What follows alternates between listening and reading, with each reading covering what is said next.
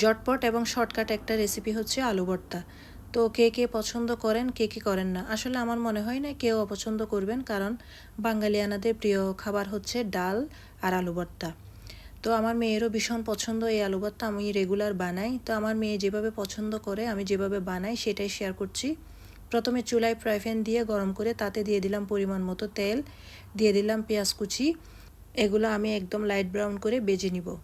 নাড়তে নাড়তে পেঁয়াজটা যখন একদম লাইট ব্রাউন হয়ে যাবে, ঠিক তখন আমি দিয়ে দিব স্বাদ অনুযায়ী কাঁচামরিচ। আপনারা ঝালটা যে যার পছন্দ অনুযায়ী দিয়ে দিতে পারবেন, কোনো সমস্যা নেই। তো দেখতে পাচ্ছেন লাইট ব্রাউন হয়ে গিয়েছে। এখন আমি দিয়ে দিব ম্যাশ করে রাখা আলু।